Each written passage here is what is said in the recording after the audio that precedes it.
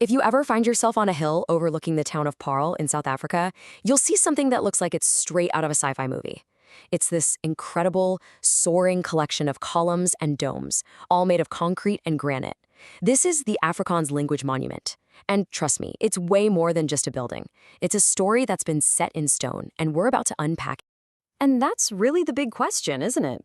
How can a bunch of inanimate objects possibly capture the living, breathing, and, let's be honest, often controversial history of a language like Afrikaans? Well, as you're about to see, every single curve and every pillar of this monument has something to say.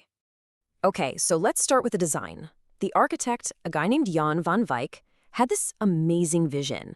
He didn't want to build just another statue or a boring old plaque. No, he saw a sculpture that could literally show you the diverse roots and the explosive growth of the Afrikaans language. He was basically trying to build an idea. And here's how he did it. He gave each part a specific job. You've got the massive main spire. That's all about the language's growth. Then there are these columns, which represent its European roots. The round domes, those symbolize its African influences.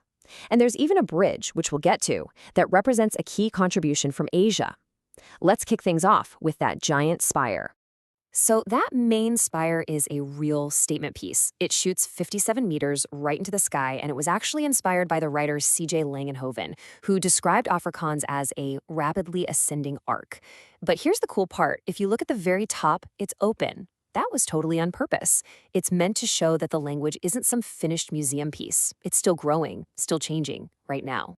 Now, this is where the monument starts telling a really fascinating story of give and take. On one side, you have 3 columns for European languages. Think Dutch, German, and French. And you'll notice they actually get smaller, symbolizing how their influence waned over time. But then, on the other side, you've got 3 domes representing African languages. And what do? They get bigger, showing their growing and absolutely vital influence on how Afrikaans developed. So you've got Europe on one side and Africa on the other. What connects them? Well, it's a wall that's designed to look like a bridge. This part represents the huge contribution of Malay languages from Southeast Asia. The architect actually got this idea from a poet, N.P. van Wyk Loo, who once beautifully described Afrikaans as a bridge that connects the shining West and magical Africa. As you're walking up to the monument itself, you'll see this phrase carved right into the pathway. Dit is ons erns.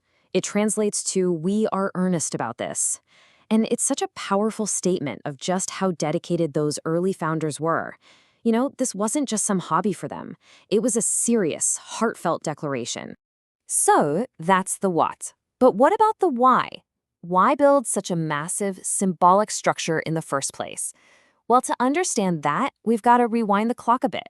This monument was built to celebrate some very specific turning points in the history of Afrikaans. The story really kicks off back in 1875. A small group gets together and decides they're going to make Afrikaans a formal written language, totally separate from Dutch. It was a long haul, but 50 years later, in 1925, they did it. It became an official language. And then, fast forward another 50 years to 1975, on the 100th anniversary of that very first meeting, this monument was officially opened to celebrate that entire journey. But the story doesn't just live up on that mountain. If you go down into the town of Paarl, you can find the actual house where that first society met. It was the home of its founder, Gideon Mulherb, and today it's the Afrikaans Language Museum, where the history of the language is carefully preserved. And inside, it's like a time capsule. You can see the original printing press that churned out the very first Afrikaans newspaper. But for me, the most fascinating thing is the museum's work on what they call Arabic Afrikaans. See, long before the language was formalized with the alphabet we use today, the Cape Muslim community was already writing Afrikaans using Arabic script, mainly for religious texts. It's a part of the language's history that really complicates the simple narrative. And that brings us to the most complex part of this whole story. Because of when it was built and why it was built, the monument has a deeply, deeply contested legacy. For some, it's a symbol of cultural pride. For many others, it's a painful reminder of oppression. You have to understand the timing here is just everything. The monument opens in October 1975. It's a huge celebration of Afrikaner culture, right in the middle of apartheid. Just 8 months later, in June 1976, the Soweto uprising explodes, sparked by students protesting being forced to learn in Afrikaans at their schools. They saw it as the language of the oppressor. The contrast between those two events is absolutely staggering. And you could feel that tension right at the opening ceremony. The famous colored writer Adam Small, who was a giant in Afrikaans literature, refused to even show up in protest. But then, in this really telling twist, his poem, a version of the anthem Nkosi Sikelele I Afrika, was still read out loud at the event. It just shows how complicated things were from day one.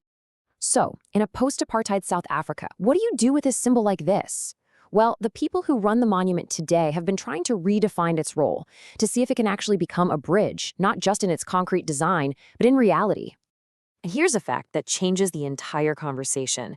Today, more than half, over 50%, of all Afrikaans speakers are not white. That demographic reality completely flips the old, outdated perception of Afrikaans as some kind of exclusively white language on its head. So, facing this new reality, the monument's management is trying to reposition it as a symbol for all speakers of the language. They're actively celebrating its diverse, creolized origins. They're promoting different varieties like Kaps and the historic Arabic Afrikaans. They're even in the middle of a debate about whether the monument itself needs a new name to be more inclusive. Which leaves us with a really big, thought-provoking question. Can a structure that's so deeply rooted in a divisive past truly be reclaimed? Can this story in concrete evolve to tell a new story, one that honors all the voices that shape the language and maybe even helps build a more united future? The monument is still standing, but its story? Well, that's clearly still being written.